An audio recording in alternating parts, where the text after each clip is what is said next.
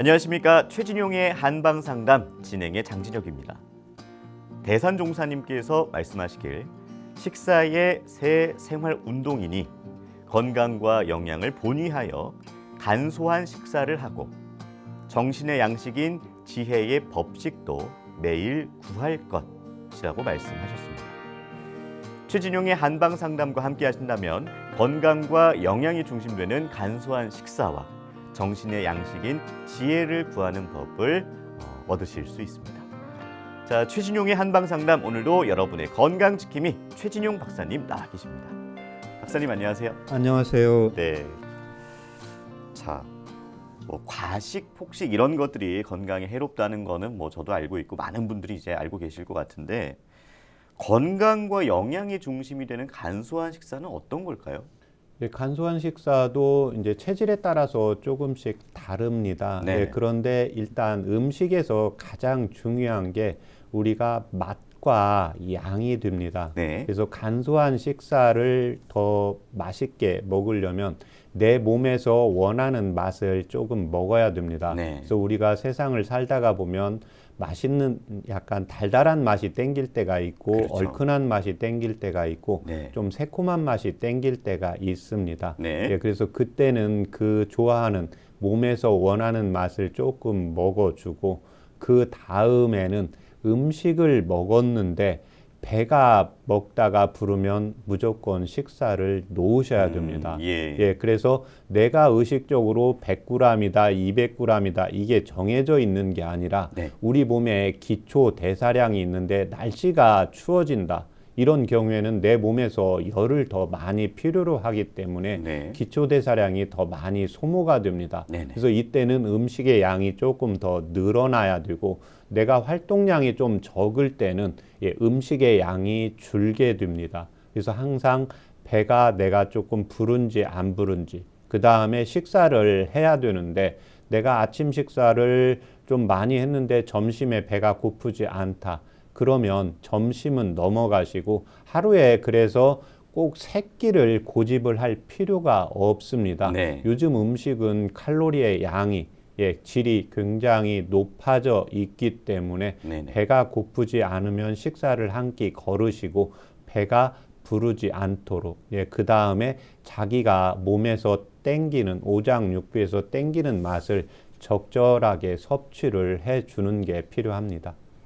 네, 최진용의 한방상담은 여러분의 참여로 이루어집니다. 내 몸에 맞는 건강 설계를 원하시는 분들께서는 한방상담 전화를 서울 02823-2000번으로 주시거나 카카오톡에서 원음방송 검색해서 친구 추가하시고 상담 전화번호 남겨주시면 방송 중에 최진용 박사님께 직접 상담 받으실 수 있습니다. 상담을 신청하실 땐 상담 받으실 분의 키, 몸무게, 나이에 대해서 말씀해 주시고요. 건강에 대해 궁금한 부분이나 현재 아픈 곳을 말씀해 주시면 더욱 자세하게 상담 받으실 수 있습니다. 최진용 박사님과 함께하는 한방상담, 먼저 오늘의 주제부터 살펴보겠습니다. 청소년들의 가장 큰 고민 중 하나, 키 성장에 필요한 좋은 음식, 좋은 환경을 만들어줘도 키가 잘 안 크는 경우가 있는데요. 또래보다 왜소하고 키 성장이 느리다면 성장 부진을 의심해야 합니다. 보통 1년에 4cm 이하로 키가 자란다면 성장 부진일 가능성이 높은데요. 성장 부진은 소화기나 호흡기가 약한 경우, 그리고 선천적인 기운이 허약하거나 잘못된 생활 습관 등 복합적인 원인에 의해서 나타납니다. 최근엔 스마트폰과 PC 등의 사용이 늘면서 청소년들의 잘못된 생활 습관이 키 성장 부진으로 이어지고 있습니다. 유전보다 더 큰 영향을 주는 키 성장 부진의 요인들, 성장 부진의 원인과 한방으로 키 성장을 돕는 방법을 지금 바로 공개합니다. 오늘은 성장이 주제입니다. 키에 대한 관심은 줄어들지 않고 있죠. 3살 키가 80 간다고 하면 조금 과장이 있을 수 있겠지만 그만큼 어렸을 때부터 키에 대한 관심을 가져야겠죠. 자, 박사님, 저도 사실 어릴 때부터 이 키 성장에 대한 고민이 저도 있었고 부모님도 항상 있었었는데 오늘 주제가 그래서 좀 더 관심이 갑니다. 네, 저희 아이들을 위해서도, 미래 아이들을 위해서도 좀 고민이 되는데 어릴 때부터 이런 이제 키에 대한 관심은 뭐 당연히 가져야겠죠. 예, 그렇습니다. 네네. 그 성장을 할 수 있는 건 정해져 있습니다. 네. 예, 성장판이 닫히기 전까지. 예, 그 다음에 여학생의 경우에는 성장판이 닫혀도 17살, 남학생은 이제 20살까지 키가 성장은 할 수가 있습니다. 네. 그래서 다른 우리가 체중 관리라든지 근력 운동이라든지 이런 경우에는 20살이 넘어서도 할 수가 있지만 이 성장은 성장판이 닫히기 전에 좀 더 키가 성장을 할 수가 있기 때문에 이 시기에 중점적으로 다른 거에 우선을 해서 치료를 해 주시는 것이 필요합니다. 네. 이제 부모의 키가 작으면 내 아이에게 이 키가 유전되지 않을까 이런 고민, 걱정하시는 분들이 굉장히 많습니다, 박사님. 그런데 성장에 있어서 유전적인 요소가 그렇게 큰 비중을 차지하지 않는다고요? 네, 그렇습니다. 예, 소아 청소년 이제 전문의 선생님들의 이제 보고에 의하면 예, 유전적인 요인은 한 23% 정도가 되고 예. 나머지 77%가 이제 내가 생활하는 습관이라든지 예, 음식물의 영양 섭취라든지 예, 그 다음에 이제 스트레스를 닳고 있는지, 네네. 예, 그 다음에 적절히 이제 운동을 하고 있는지, 질병이 갖고 있는지 이런 상황에 따라서 내 키의 진행 속도가 달라지기 때문에 우리 부모님, 예, 유전적인 탓을 하지 말고 현재의 상황의 자세에서 전문의 선생님의 이제 진단을 받고 거기에 따른 치료를 받으면 키는 충분히 성장을 할 수가 있다고 보시면 네. 되겠습니다. 네. 좀 이런 방금 해주신 말씀을 좀 뒷받침하는 것 중에 하나가 이제 시대가 바뀌면서 지나면서 영양 섭취 활동이 좀 다양해졌잖아요. 그러면서 아이들의 평균 키도 많이 성장을 하게 됐고요. 네. 예, 그렇습니다. 그 19세 청소년의 이제 키의 그 보고에 의하면 1985년도에 이제 남녀 각각 평균 키가 예, 남학생의 경우에는 이제 168.7cm, 네. 예, 여학생은 157.1cm였고, 네. 2019년도에는 175.5cm, 163.2cm로 많이 높아져 있습니다. 네, 예, 네. 그래서 일단은 키가 남성이든 여성이든 작다고 하면 일단 평균 그 키대로 가는 것을 목표로 해서 치료의 기준점을 두는 것이 필요하다고 보겠습니다. 네.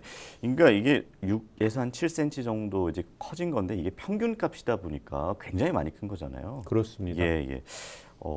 키 성장에 뭐 이제 유전보다는 다른 요인들이 더 많이 영향을 준다라고 이제 말씀을 해주셨는데 어떤 게 있을까요, 박사님? 예, 일단 성장을 하려면 그 재료가 있어야 되겠죠. 그쵸. 예, 그래서 이제 크게 네 가지 있는데 첫 번째가 영양입니다. 네. 예, 영양소를 충분히 골고루 이제 섭취를 해줘야 됩니다. 네. 그래서 이제 저체중인 아이가 있고 과체중인 아이가 있는데 이 체질에 따라서 치료 요법이 달라지게 됩니다. 예. 그런데 두 번째는 우리가 음식물을 먹었어도 청소년들이 음식물을 먹었어도 성장판으로 음식물의 재료가 충분히 가야 되는데 네. 이때는 이 성장판을 자극을 해준 운동이 필요합니다. 예. 예, 그래서 운동을 같이 겸해주는 것이 필요하고 예, 세 번째는 내가 음식물을 잘 먹고 그 다음에 생활을 잘 하고 있어도 이 스트레스가 쌓이는 경우에는 예, 음식물이나 성장판이 제대로 자극을 받지 못하게 됩니다. 네. 그러니까 예전에 비해서 우리의 이제 청소년들이 많이 키는 컸지만 이 스트레스, 예, 학업이라든지 예, 주변 스트레스로 인해서 몸이 힘들게 됩니다. 몸이 힘들면 스트레스가 되고 또 성장판이 자극을 못하기 때문에 예, 키가 크지를 잘 않게 됩니다. 예. 마지막으로 수면입니다. 수면은 이제 양과 질이 있는데요. 특히 질이 중요합니다. 예, 10시에서 2시 사이에 충분히 수면을 취해야 되는데 요즘 이제 인터넷이다, 스마트폰이다. 그래서 침대에 누워서 자면서 10시에서 2시 사이에 성장 호르몬이 많이 나오는데 네. 이 시기에 수면을 잘 취하지 못하면 키가 충분히 예, 클 수가 없다는 것을 기억을 하는 것이 필요합니다. 네, 네. 그런데요. 그러니까 키가 작다, 작은 키다 이러는 기준이 사실은 조금 모호한 것 같아요. 어떤 기준이 있나요, 박사님? 예, 일단은 그 100명 중에서 3명, 3번까지 있을 때 3번까지가 저신장의 이제 기준점입니다. 네네. 그리고 요즘은 방금 말한 것처럼 남녀의 이제 평균 키가 나와 있는데 네. 또 진료를 하다가 보면 3가지의 경우가 있습니다. 네. 예, 첫 번째는 이제 주변에서는 별로 키가 작아 보이지 않고 작다고 안 하고 평균 키라고 하는데 네네. 아이 자신이 자기가 키가 작다고 좀 더 크게 해달라고 오는 경우가 있고 예. 또 하나는 아이는 별로 키는 그냥 신경 안 쓰고 이 정도면 한 반에서 중간 정도 네. 되는데 부모님이 좀 더 키가 아. 커야 된다. 내 키가 작다 해서 부모님이 아이를 봤을 때 키가 네. 작다고 하는 경우. 네네. 예, 마지막 3번째는 이제 아이도 부모님도 키가 작다고 하는 경우가 있는데 예, 요즘 그 한의원에 이렇게 진료실에 오는 경우에는 네. 이 후자에 해당한다고 보시면 되겠습니다. 그렇군요. 그 이제 뭐 저도 이제 어릴 때 키 때문에 좀 상담을 받다 보면 그런 말씀하시더라고요. 뭐 이 아이는 얼마까지는 클 수 있다 이런 이제 계산 같은 걸 해주시던데 우리 아이가 나중에 얼마나 클 수 있을지는 어떻게 알 수 있는 거예요, 박사님? 예, 일단은 키가 크려면 뼈가 커야 되잖아요. 네네네. 예, 그런데 뼈가 커야 되는 거하고 두 번째가 이제 성장 호르몬 수치가 있기 때문에요. 네. 현재 아이가 사춘기가 지났는지, 예, 사춘기가 또 얼마나 진행이 됐는지, 네네. 여학생의 경우에는 초경을 했는지, 초경을 하고 얼마나 진행이 됐는지, 네. 이 경우를 살피는 게 있고, 예, 두 번째는 골 연령을 성장판을 체크를 하게 됩니다. 그래서 요즘은 이제 엑스레이 검사로 손목이라든지 이 검사를 무릎이라든지 검사를 하게 되면 성장판이 열려 있는지 닫혀 있는지 정확하게 알 수가 있고 네. 세 번째는 이제 성장 호르몬 검사를 해서 정확하게 이제 최종 키를 예측을 할 수가 있습니다. 네. 성장판 말씀을 해주셨잖아요. 성장판이 정확히 어느 위치에 있는지도 궁금하고요. 또 언제 닫히는지도 되게 궁금합니다. 예, 그게 네. 제일 궁금한데 일단 성장판은 이 손가락 그래서 손을 찢기 때문에 네. 이쪽 이제 손 쪽에 이제 성장판이 있고 그 다음에 무릎이라든지 발 쪽에도 성장판이 있다고 보시면 되겠습니다. 네. 그래서 이 성장판이 닫히는 시기는 여학생의 경우에는 15살, 남자는 17살에 이렇게 다치는 걸로 보고가 되고 있는데 조금 더 일찍 다치는 나이가 있고 그것은 이제 성장 사춘기가 좀 빨리 오는 경우 그래서 우리 어렸을 때 보면 국민학교나 남학생의 경우에 중학교 한 1, 2학년 때까지는 키가 반에서 이제 끝번이었는데 고등학교, 대학교 때 만났는데 그 친구가 생각보다 키가 안 큰 경우가 있습니다. 네네. 그래서 이 사춘기가 빨리 오는 경우, 그 다음에 자기의 체중보다 과체중인 아이들이 이 체격 자체가 크기 때문에 커 보입니다. 네. 근데 이때 중요한 것은 겉의 외모가 중요한 게 아니라 뼈의 성장 나이를 봐야 되기 때문에 내가 다른 또래보다 정상적으로 커야 되는데 유난히 많이 컸다 이랬을 때 반드시 성장판 검사를 한번 해볼 필요가 있습니다. 그렇군요. 이 방송을 보고 계시는 방송과 함께하고 계시는 분들 중에 우리 아이를 성장 때문에 병원을 데리고 가야 되나 말아야 되나 이런 고민을 하시는 분들도 분명히 있을 것 같아요. 어떨 때 이제 병원을 가야 되나요? 3가지의 경우가 있습니다. 네. 그 또래 아이보다 키가 10cm 정도 이하로 작은 경우. 두 번째는 1년에 4에서 이제 6cm 정도는 자라야 되는데 3cm 이하로 자라는 경우. 마지막으로는 항상 반에서 키로 보았을 때 1, 2, 3번으로 쭉 이렇게 유지가 될 때는 병원에서 정확하게 전문의에게 진단을 받는 것이 필요합니다. 그렇군요. 저 어릴 때 이제 키 크라고 무조건 저는 이제 운동을 되게 좋아했는데 운동을 축구를 되게 좋아했었거든요. 근데 어머니께서 이제 축구하지 말고 농구를 해라. 그래야 키가 큰다. 이런 말씀을 많이 해주셨어요. 그러니까 뭐 이제 아무래도 어머님들, 부모님들께서는 이제 키 크는 운동도 이제 굉장히 궁금해하실 것 같은데 예. 키 크는 운동 어떤 게 있을까요? 키 크는 운동은 일단 그 아이가 좋아해야 됩니다. 예. 그래서 운동을 해서 성장판이 자극이 되려면 한 30분 정도는 유지가 되어야 되는데 네. 자기가 좋아하지 않는 것을 30분 이상 하기가 어렵습니다. 아, 어렵죠. 예, 그렇게 하고 또 운동 선수들 중에 키가 크는 운동 종목이 있습니다. 네네. 예, 배구 선수라든지, 그렇죠. 예, 그 다음에 농구 선수, 예, 또 하나는 이제 수영 선수들, 아, 예, 예, 예. 그 다음에 이제 요가 하시는 분들, 예, 스트레칭. 그래서 손과 다리가 근육이 이렇게 뭉쳐지는 게 아니라 네. 한 방에서 이렇게 쭉 뻗어나가야 되죠. 네. 그래서 손도 이렇게 쭉 뿌리는 아. 운동. 그래서 이제 농구 선수, 예. 배구 선수, 예, 그 다음에 이제 지금 축구를 해서 키가 조금 적게 크셨잖아요. 네, 예, 네, 그런 뭐냐면 축구를 하게 되면 네. 달리다가 보니까 네. 다리 쪽에 근육량이 많아집니다. 예. 예, 그러니까 어렸을 때는 근육량이 약간 적고 뼈가 좀 더 튼튼해야 됩니다. 아. 그래서 뼈가 그 길이로 자라야 되는데 예. 이제 근육량이 너무 많아지면 네네. 뼈가 약해지게 됩니다. 네. 상대적으로. 예, 그래서 이때는 이제 축구도 하면서 같이 우리 한국의 이제 대표적인 운동 태권도죠. 태권도요. 예, 손을 예. 이렇게 발을 쭉 뻗고. 뻗고, 예, 그 다음에 네. 이제 발을 쭉 뻗는 운동. 네네. 이런 태권도 운동. 그래서 손과 발을 쭉쭉 뻗는 운동을 자기가 좋아하는, 예, 배드민턴. 그래서 네네. 일단은 뭐 축구를 좋아한다, 그 다음에 철봉 이런 걸 좋아한다, 근력 운동을 좋아한다 그러면 좋아하는 운동을 하면서 아까 스트레칭 되는 태권도라든지 농구, 배구, 예, 배드민턴 이런 운동을 같이 해주는 것이 필요합니다. 네.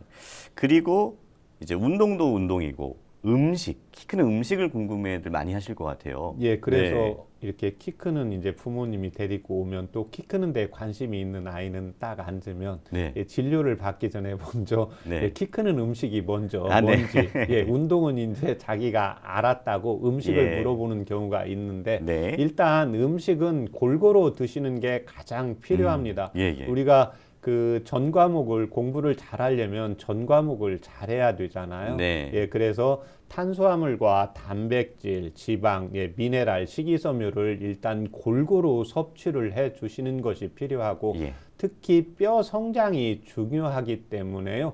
예, 단백질 섭취를 꼭 같이 해 주시는 것이 필요합니다. 네. 예, 그래서 우유라든지 예, 멸치라든지 예, 이런 제품들 예, 단백질이 충분히 있는 예, 소고기나 돼지고기를 충분히 이제 섭취를 해 주시는 것이 필요하고 이때 음식을 먹을 때도 체질에 따라서 조금 달라집니다. 네네. 예, 음식을 먹는데 내가 음식을 조금만 먹어도 살이 잘 찌는 체질이 있습니다. 네. 예, 이에 반해서 음식을 많이 먹어도 살이 잘 안 찌는 체질이 있습니다. 예. 예, 그래서 음식을 많이 조금만 먹는데도 살이 잘 찌는 체질은 야채나 과일을 좀 더 섭취해 주시면 도움이 되시고 음식을 먹는데도 살이 잘 안 찌는 체질이 있습니다. 이런 경우에는 이제 단백질 섭취가 많이 필요하니까 예, 고기라든지 우유라든지 예, 그 다음에 달걀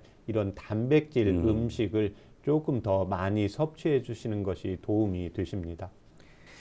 그 키로 인해서 뭐 이제 박사님 찾아뵙는 이런 아이들 이제 많이 보시면 키가 잘 크지 않는 아이들의 뭐 공통점이라던가 혹시 이런 게 있나요? 예, 공통점이 한 4가지 정도로 나타나게 됩니다. 네네. 예, 첫 번째는 이제 재료가 필요한데 음식물 섭취를 제대로 안 하는 경우입니다. 네. 예, 두 번째는 음식은 잘 먹는데 움직이지 않는 학생들입니다. 네네. 요즘은 이제 스마트폰, 인터넷 보면 게임을 즐기는데 그쵸. 그냥 앉아서 하거든요. 네네, 맞아요. 예, 그래서 제가 이런 아이들 중에 이제 컴퓨터 게임을 보면서 몸을 움직이는 그런 게임이 있어요. 예, 있죠. 예, 그래서 네. 그 아이하고 상담을 해서 네. 그래서 그 아이가 키가 크는데 관심이 없는 아이가 있거든요. 예. 그리고 아이들은 자기가 좋아하는 건 잘하는데 자기가 하기 싫어하는 건 안 하려고 하는 특징이 있습니다. 네네. 그래서 이런 경우에는 컴퓨터를 좋아하고 스마트폰을 좋아하니까 그걸 보면서 이제 실내에서 움직일 수 있도록 만들고 있습니다. 야, 예, 세 번째는 스트레스입니다. 그런데 이 스트레스는 아이들마다 개별성의 차이가 많이 있습니다. 네. 크게 이제 두 가지로 나눌 수가 있는데요. 네. 정신적인 스트레스. 그래서 내가 공부를 해야 되는데 공부가 뜻대로 안 된다.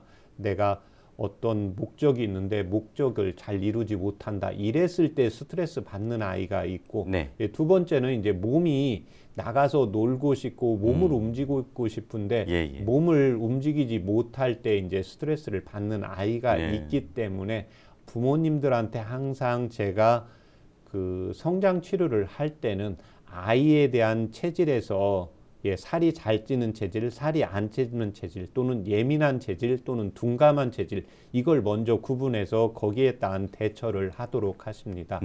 마지막으로 질병이 있는 경우입니다. 네.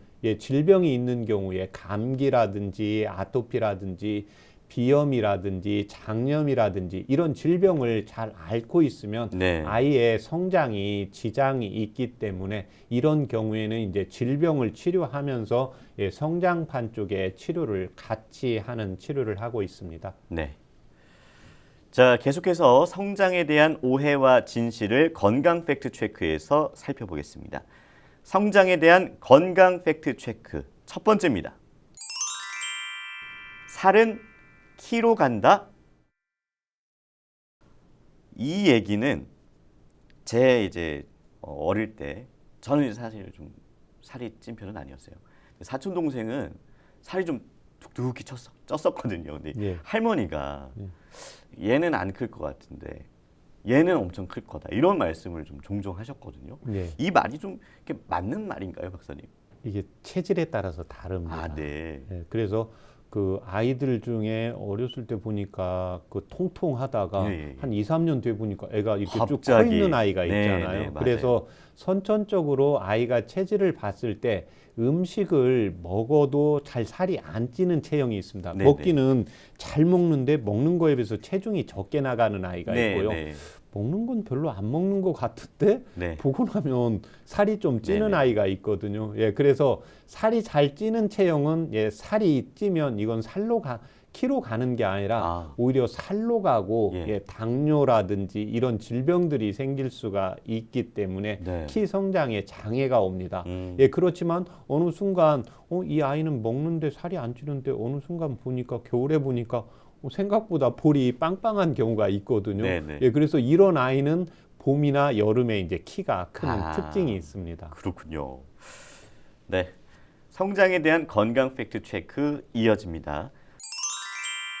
성장 호르몬 치료를 받으면 누구나 키가 큰다. 이 얘기는 제가 이 얘기는 며칠 전에도 기사를 통해서 봤었어요. 그러니까 성장 호르몬 뭐 주사라든지 뭐 이런 호르몬 관련한 치료를 받는 아이들 관련된 기사였는데 이게 효과가 있습니까, 박사님? 이 성장 호르몬 수치가 낮은 아이한테 그러니까 오면 항상 물어봅니다. 그리고 컴퓨터나 이런 데 또 인터넷 보면 부모님의 키는 얼마고 또 여학생의 경우에는 초경은 언제 했는데 제 키가 얼마나 클 것 같습니까? 이제 이런 식으로 묻게 되거든요. 그래서 이제 그 경우에는 제가 방금 전에 말씀드린 정확하게 이제 성장 호르몬 수치, 그 다음에 두 번째는 이제 뼈의 골 연령을 정확히 측정해야 이제 알 수가 있다고 보시면 되겠고, 이 성장 호르몬이 주사가 효과가 있는 경우가 4가지의 경우가 있습니다. 첫 번째는 성장 호르몬 수치가 낮은 경우입니다. 두 번째는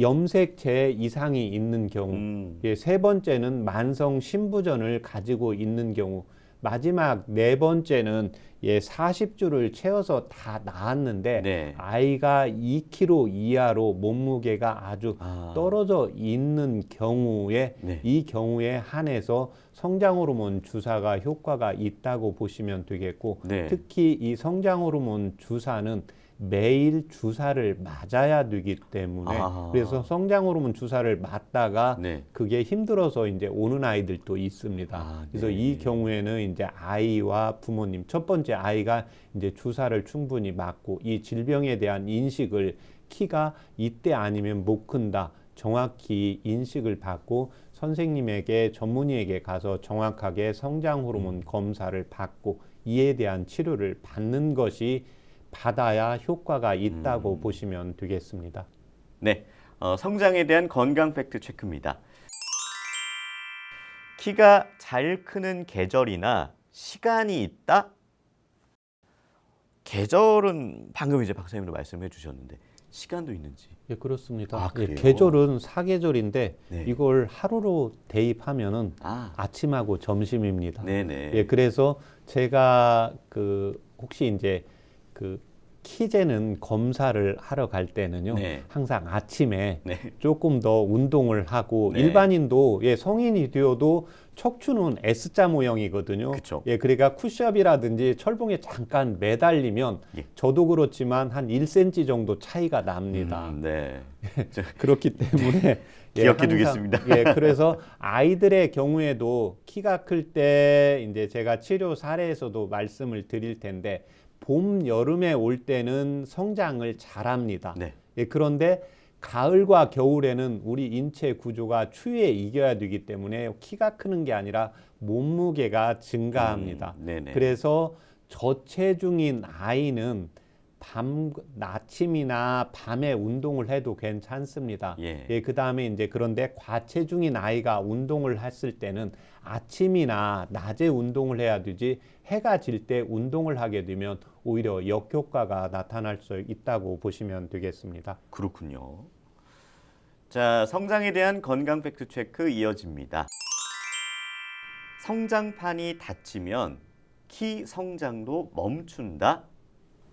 아, 다치면 멈춘다. 약간 좀 이 말은 맞는 것 같은데 어떤가요, 박사님? 예, 성장판은 보통 15살, 7살인데 우리가 예. 보면 한 18, 19이 됐는데도 키가 크는 학생들이 있거든요. 아, 이거는 성장판이 닫혔다는 것은 네. 손과 다리가 성장이 닫혔다는 겁니다. 아, 그런데 우리는 이 손과 다리만 크는 게 아니라요. 키가 큰 학생이나 성인을 보면 어디가 큽니까? 척추가 깁니다. 예. 그래서 우리가 운동을 통해서 척추는 두꺼워집니다. 그래서 척추가 두꺼워지게 되면 네. 키 자체가 크기 때문에요. 예. 성장판이 닫혔어도 특히 이제 여학생의 경우에는 17살, 남학생의 경우에는 20살까지를 이제 최종 키로 볼 수 있고 운동을 통해서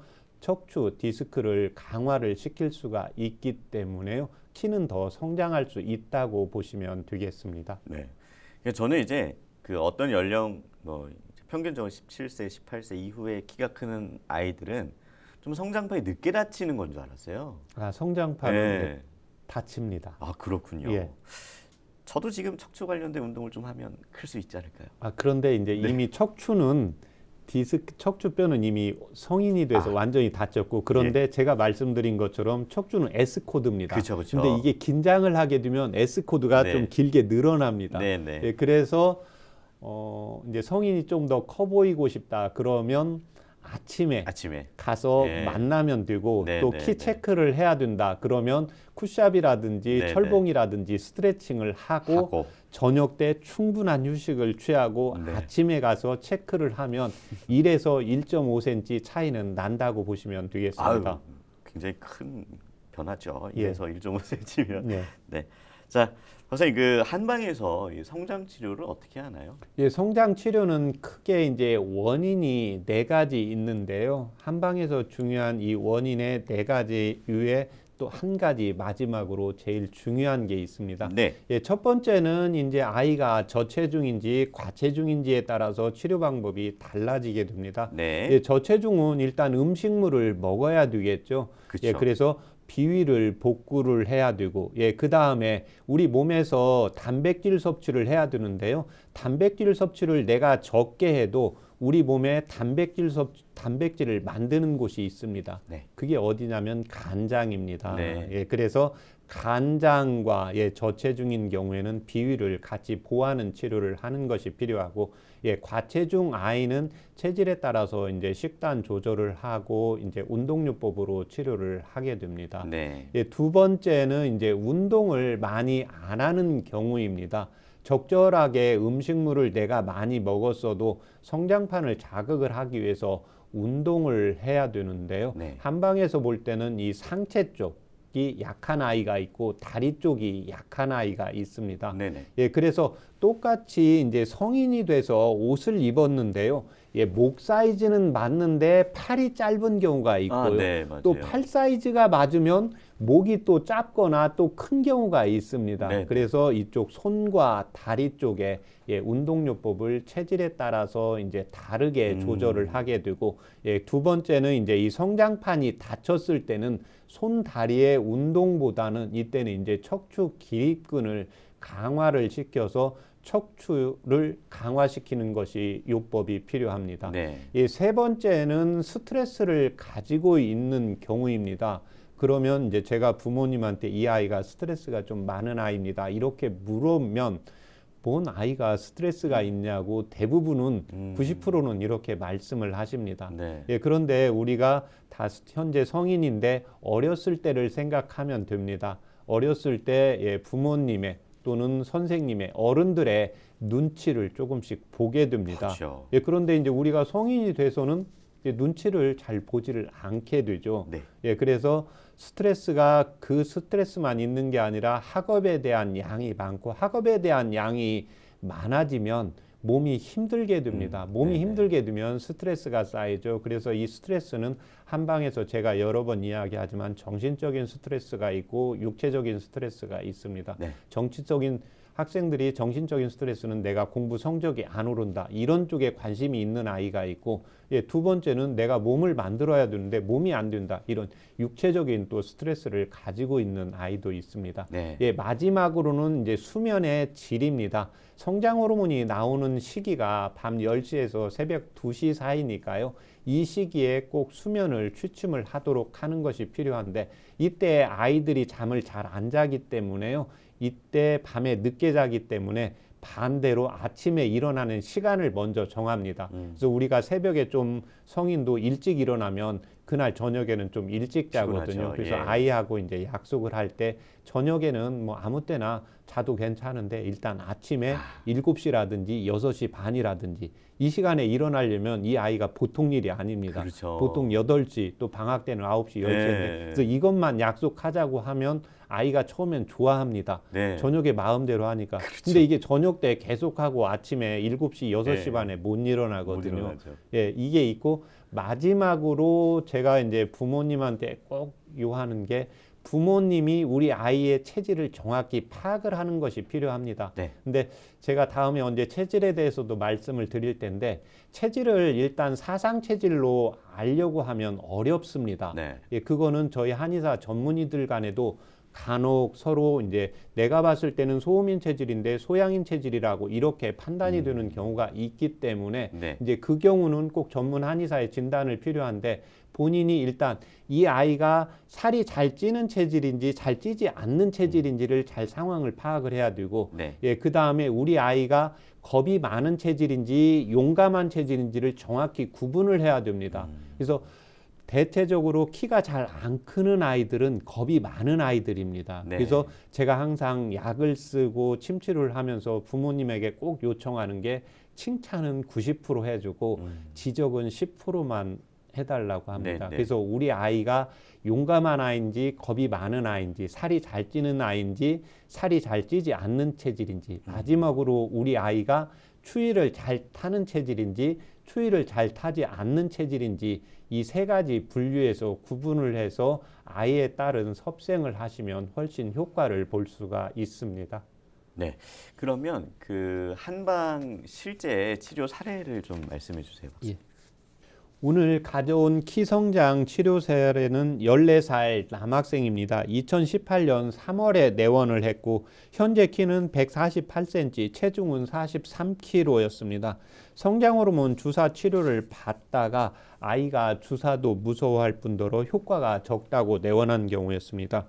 5학년 때부터 1년에 3cm 이하로 적게 자라서 1년에 아이와 부모님이 항상 4cm 이상만 자라게 해달라고 했습니다. 그래서 1년 전부터는 운동하면 키가 큰다고 해서 밤에 엄마랑 함께 걷는 운동, 이 밖에 다른 운동도 하고 있다고 했습니다.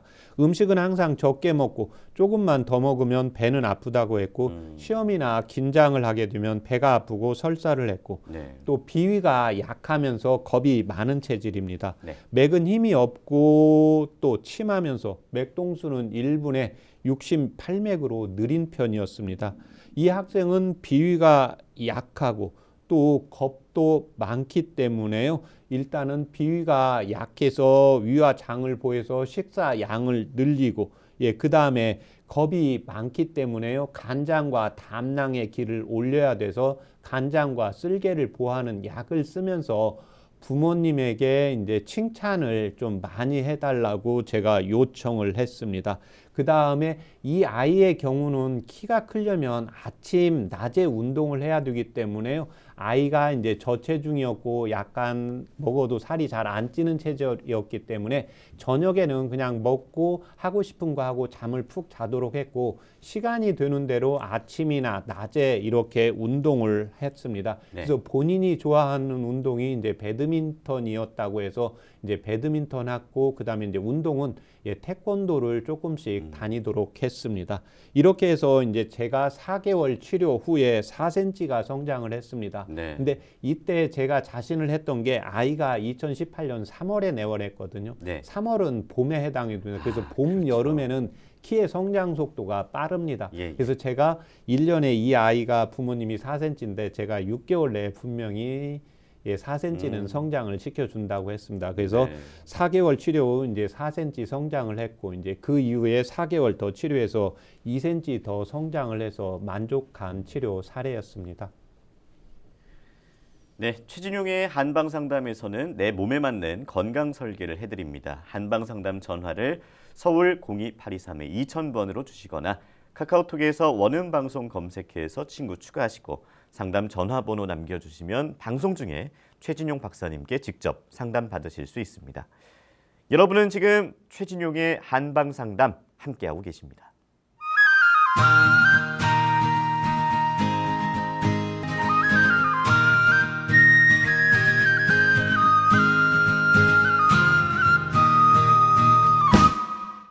네, 이번 순서는 질환을 건강하게 이겨내고 예방에 도움되는 한방차와 한방지압법을 살펴보는 백년건강 레시피입니다. 자, 박사님, 이 성장 부진에 어떤 한방차를 마시면 도움이 될까요? 성장 부진도 먼저 우리 부모님들이 그냥 우리 아이가 저체중인지 과체중인지에 따라서만 일단은 가지고 왔습니다. 네. 저체중인 경우에는 먹는 음식 양이 적고 에너지가 적어지겠죠. 그래서 이때 도움이 되는 한방차는 황기와 당귀, 신입니다. 네. 각각 10g씩 넣고 중간불 정도로 해서 물을 800cc 넣고 한 30분 정도 끓이면 100에서 120cc 정도 나옵니다. 네. 이 차 요법을 아침 저녁으로 꾸준히 이용을 하시면 도움이 되십니다. 그런데 키 성장에 이렇게 도움이 되려면 아침이 더 효과적이기 때문에요. 네. 아침에는 한방차 요법을 빼지 말고 꼭 복용을 하는 것이 필요합니다. 예. 이에 반해서 이제 과체중인 아이의 경우에는 음식물이 쌓이기만 합니다. 그래서 성장판, 손과 다리는 한방에서 이제 양이라고 해당이 되는데요. 네. 이 양기로 쭉쭉 뻗어가야 되는데 저장되는 체질이기 때문에 이게 배나 몸에 쌓이지 않고 손과 다리, 성장판 쪽으로 잘 퍼져야 됩니다. 이때 도움이 되는 한방차가 창출과 갈근입니다. 네. 다리는 방법은 똑같습니다. 각각 10g씩 넣고 800cc 해서 100에서 120cc 정도 나오게 해서 아침 저녁으로 시간 식전 식후 관계없이 하루에 이제 2번씩 복용을 하시면 도움이 되십니다. 네. 그런데 이 차 요법을 할 때 항상 키를 매일 재지 마시고요. 한 3개월이나 4개월 있다 재셔야 됩니다. 그래서 봄, 여름의 경우에는 한 3개월 있다 재시면 되고 네. 가을과 겨울에는 한 5개월 정도 있다가 키 체크를 하시는 게 필요합니다.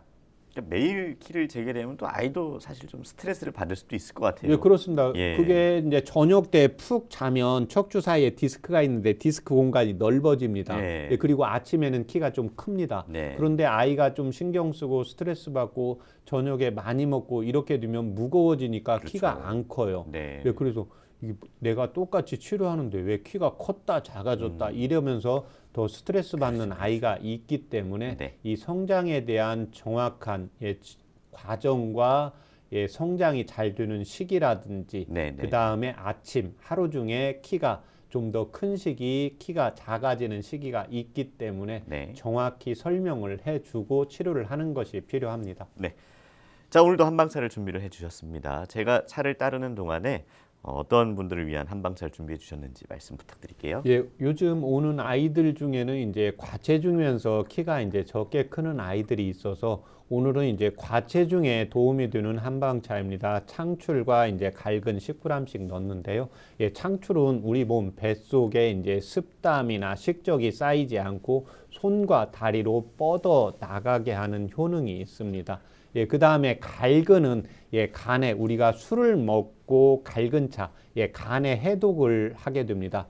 간 기능을 활성화됩니다. 이 간장은 물질 대사에 중추적인 역할을 하기 때문에요. 이 음식물을 과하게 먹고 조금만 먹어도 쌓이는 경우에 이 차 요법이 도움이 되십니다. 자, 말씀하신 동안 제가 차를 따라 놨고요. 네, 한번 박사님과 함께 마셔보도록 하겠습니다.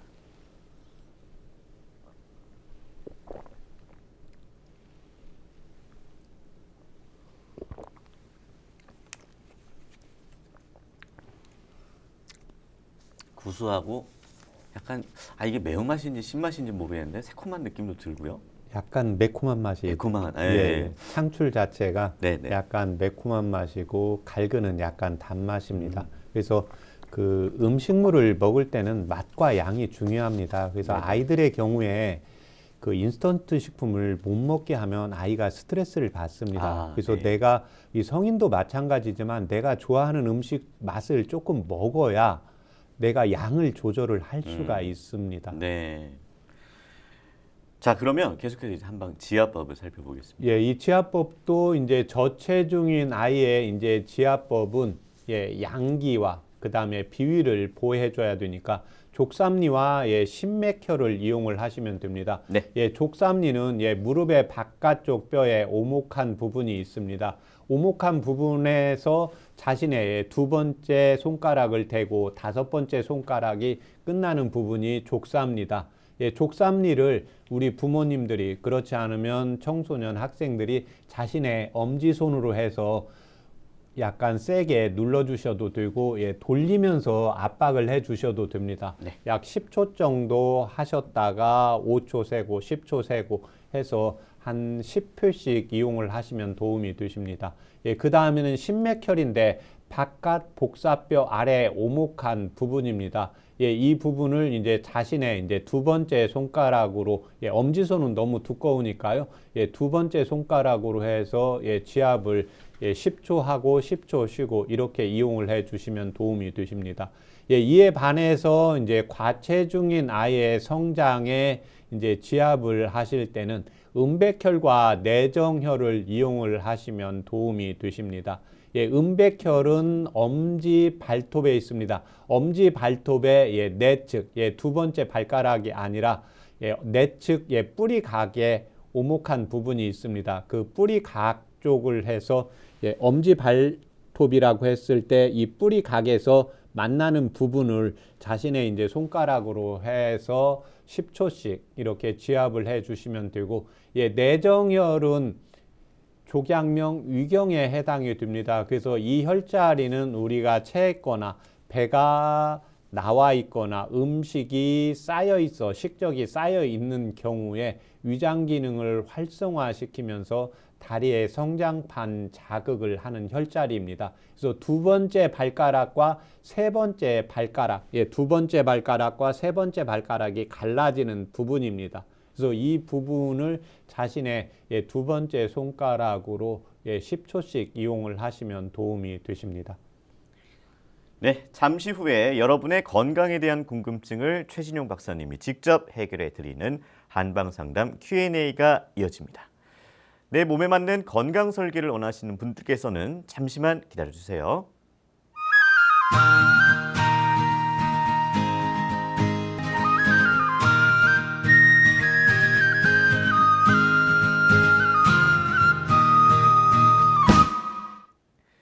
네, 이번 순서는 여러분의 건강 궁금증을 속 시원하게 해결해 드리는 한방상담 Q&A입니다. 내 몸에 맞는 건강 설계를 원하시는 분들께서는 한방상담 전화를 서울 02823-2000번으로 주시거나 카카오톡에서 원음방송 검색해서 친구 추가하시고 상담 전화번호 남겨주시면 방송 중에 상담 받으실 수 있습니다. 자, 전화 연결해 보겠습니다. 안녕하세요. 안녕하세요. 네, 안녕하세요. 자세한 상담을 위해서 상담 받으실 분의 연세랑 키랑 몸무게를 좀 말씀해 주세요. 네, 몸무게는 1m 54고요. 네. 키는 키가 1m 54고요. 몸무게는 55예요. 네. 연세 어떻게 되세요? 84시요. 네네. 옆에 최진용 박사님 나와 계시니까요. 상담 나눠보세요. 네. 네. 안녕하십니까? 안녕하세요. 예, 어머님 불편하신데 말씀해 주세요. 네. 저는 84살이고요. 네, 아픈 데는 유방암도 수술해서 6년이 지났고요. 부정맥으로 심장 박동기를 달았어요. 네, 그리고- 계속 말씀해 주세요. 그런데 한 3개월 전에 스트레스를 받아서 등도 뜨겁고 가슴도 막 뜨거운 물 붓는 것 같이 뜨겁고 팔도 뜨겁고 그래서 한의원에 가서 침도 맞았고요. 네, 또 약도 먹어보려고 몇 번씩이나 예약해가지고 또 안 가고 예약해가지고 안 가기를 한 3-4번 했어요. 그리고 참고 살았더니 침 맞은 것이 조금 맞았는지 조금 좋아졌어요. 그래도 지금도 조금 뜨겁고요. 얼굴이 빨개지고요. 한 20년 전부터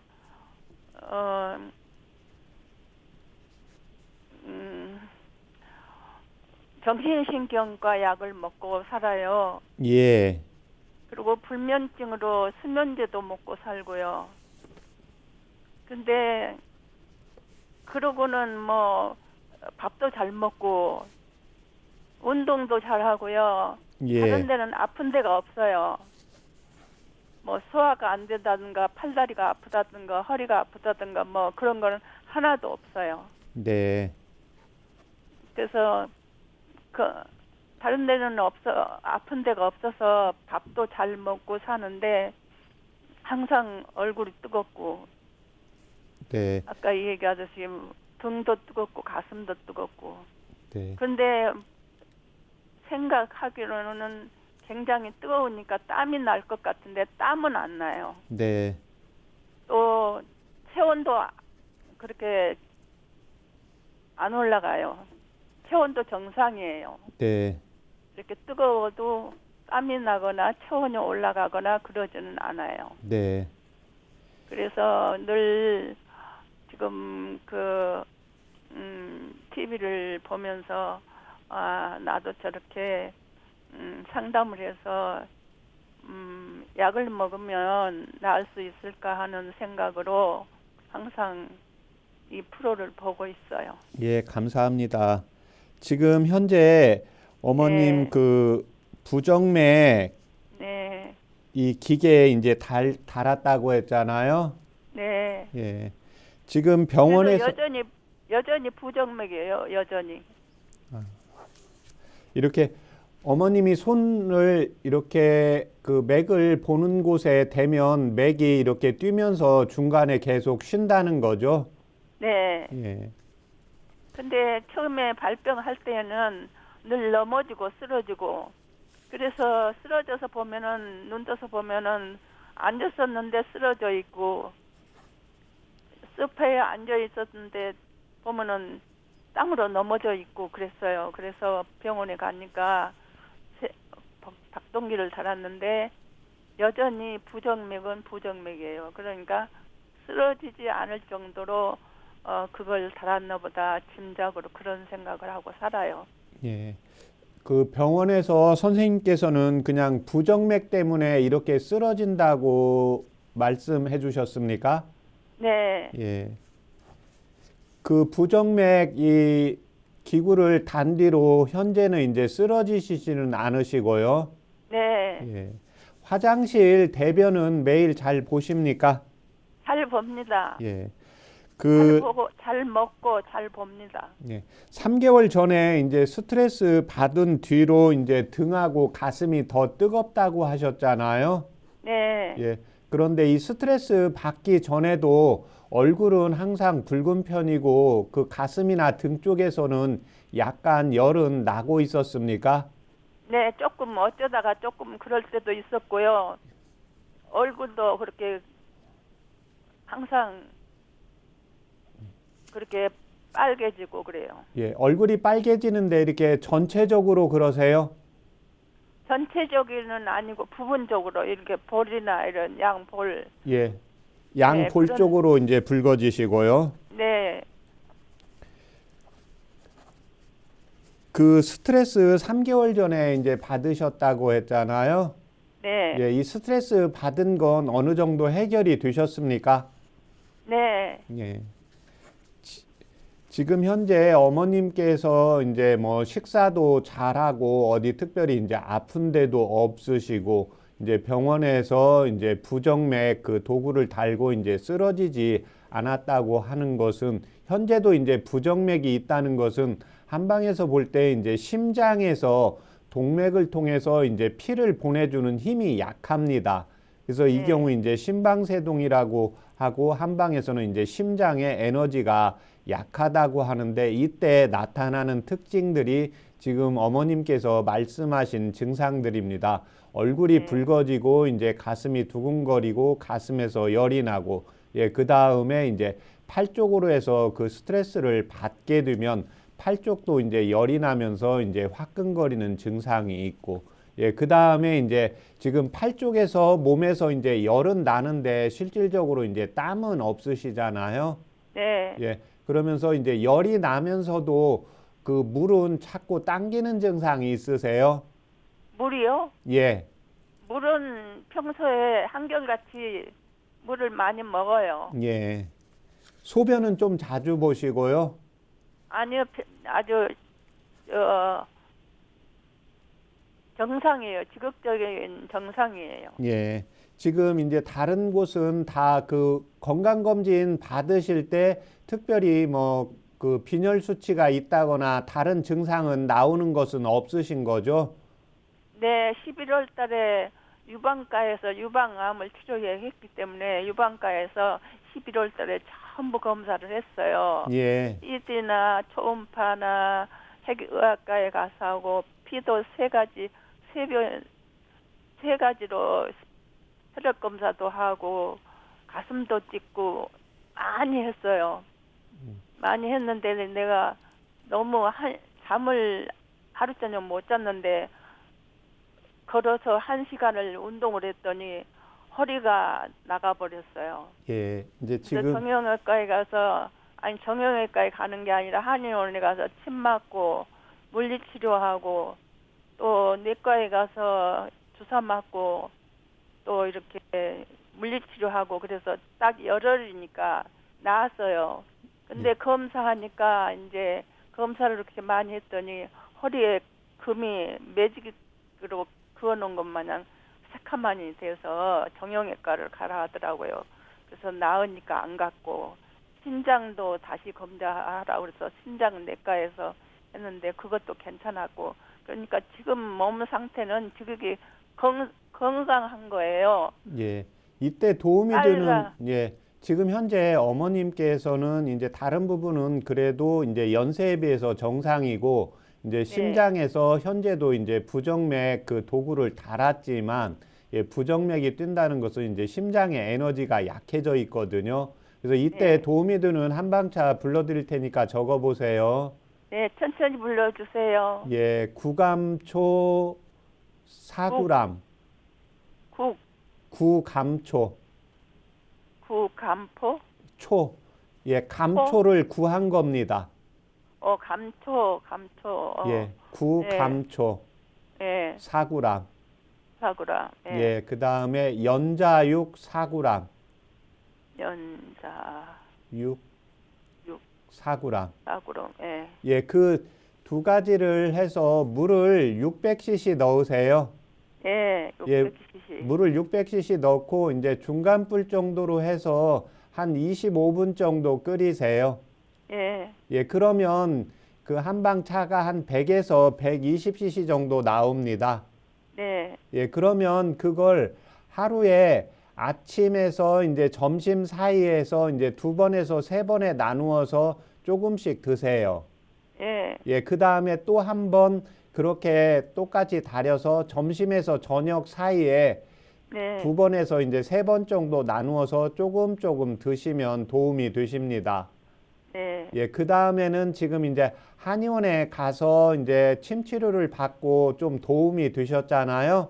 네. 예, 그래서 이 지금 부정맥이 현재 있기 때문에 계속해서 지금 다니던 한의원에 가서 원장님하고 이렇게 상의하면서 이제 침 치료는 좀 꾸준히 받으시면 도움이 되십니다. 네. 네. 네, 최진용의 한방 상담 벌써 마칠 시간이 다 됐습니다. 자, 박사님 오늘 정말 많은 얘기를 나눴는데요. 이 키 성장에 도움되는 생활 습관 어떤 게 있을까요? 예, 이 생활 습관은 그 항상 그 운동을 좀 꾸준히 해 주시는 것이 필요한데요. 네. 이 생활 습관에서 이제 척추를 똑바로 세우고 앉아서 이제 있는 습관을 들이시면 필요하고, 예, 그 다음에 이제 생활 습관을 하면서 이제 제가 그 키 성장 때문에 오는 학생들한테 꼭 하는 운동이 있는데 이때 이제 풍선을 이용해서 이제 손과 발의 성장판을 자극을 하게 되는 겁니다. 네. 예, 그래서 풍선을 이용을 해서 풍선을 일단 스스로 불어야 됩니다. 예. 스스로 불게 되면 본인의 이제 심장이나 폐 쪽에 이제 폐활량도 늘어나면서 에너지가 더 활성화되고, 예, 그 다음에 이제 풍선을 이용하면 위층 아래층 간의 이제 층간 소음에도 전혀 지장이 없기 때문에요. 풍선을 불어서 이제 손과 발로 이제 누워서 또 앉아서 운동을 하시면 도움이 되십니다. 네.